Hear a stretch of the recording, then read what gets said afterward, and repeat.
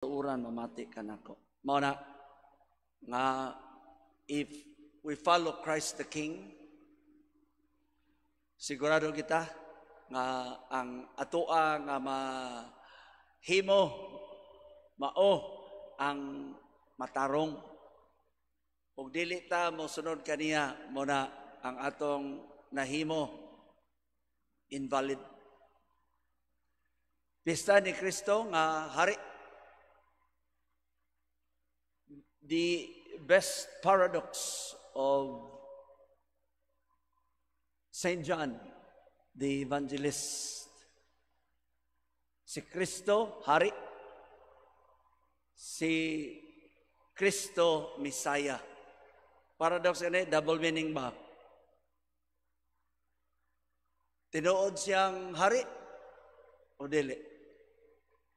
Tinuod siyang Mesias o dili? Mao na, og ari ka sa pagkahari. Oo. Wa man sa gingharian. Pero ingon siya, ang akong gingharian wa diri. Tos taas ang gingharian. So hari gid siya, pero dili lang diri. Double meaning ba? O niya, Mesias siya. Mesias is to liberate them from the Roman domination. Di man siya political power. So, dili gidon ta ma-threaten ang mga Romano niya. Kay bisan si San Pablo, giingnan niya ang mga tinun-an, bayad mong taxes. Follow mo, sunod mo sa Roman rule. Basta, di siya. Ang iyang pagka-Mesiyas, dili to liberate them from the Roman domination. Bayad mo taxes. Sunod ko sila sa role. Pero Mesiyas gid siya. Giunsa man pagka-Mesiyas, pagluwas ka nato, liberate ka nato sa kasalanan diha sa cross. Sa iyang passion, death, and resurrection. Og ingon ana, awan na humana ang akong wali. Hari siya, rejected siya, Messiah siya. They said siya madag, Messiah, apan tinud-anay siya nga hari. Tinud-anay siya nga Mesiyas. Di siya katuhuan nga hari. Kaya nga naman, he is meek and humble of heart. Mga kaana, mga hari nga meek and humble of heart. Unsa makasisi, unsa maka-weak, unsa man mo pagkahari, anak. Apan, kabantay mo sa mga ebanghelyo sa miagi ng mga adlaw.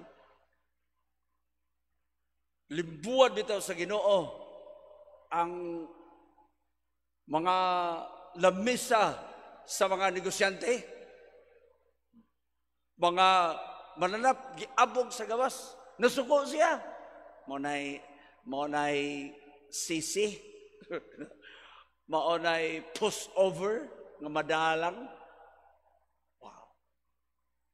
So, nada ang paradox. Murag dili siya hari, pero tinud-anay siya nga hari. Iyang gipakita, pero wa siya magpabilib. Ngano man to?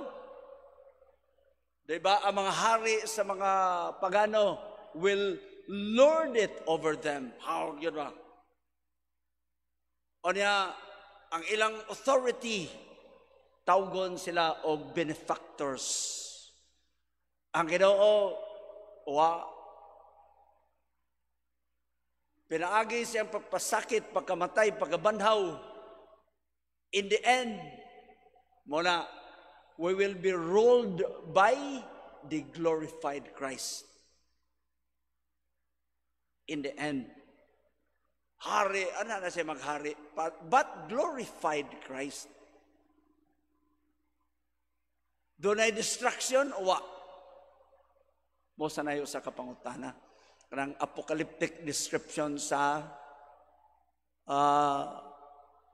end of the world. Doon ay kanta si Paul Williams.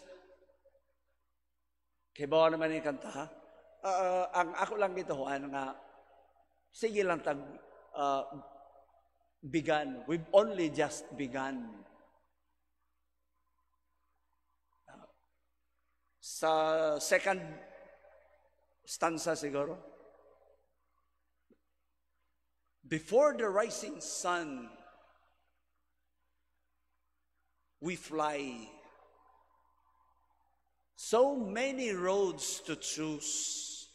We start our walking and learn to run. We've only just begun. O niya, naabot ang evening, and when the evening comes, we smile. So much of life ahead. We'll find a place where there's room to go. We've only just begun. Sa kalibutan, sige lang dagsogod. Dili ni mo ay atong katapusan. Manayangay natong hinamduman. Ang katapusan nato, nga when Christ will rule, the glorified Christ, and we are glorified, na ay distraction. Hula-hula ako no.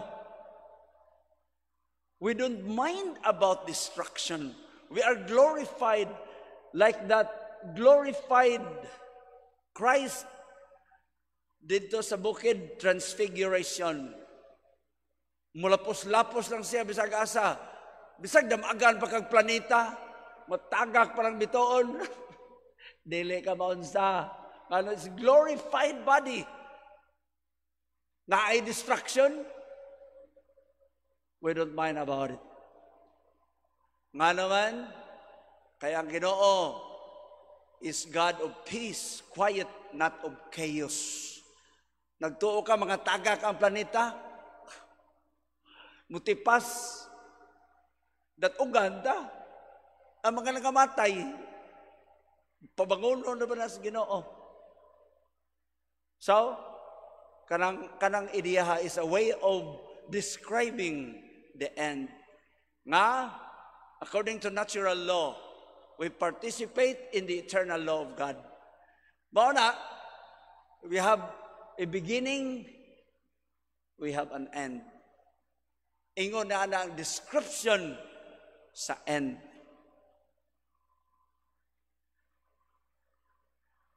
Ang atong Ginoo will come, will roll over us as glorified Christ. We should follow Him. Otherwise, we should follow Him right now, persevere in doing good, and in the end, hopefully, we become glorified, and all our actions will not be wasted. Kaya nga naman, it is in accord with Christ the King. Ngalan samahan sa Anak sa Espiritu Santo. Nagatuwa ko sa Diyos, Amahan, makagagahom sa tanan.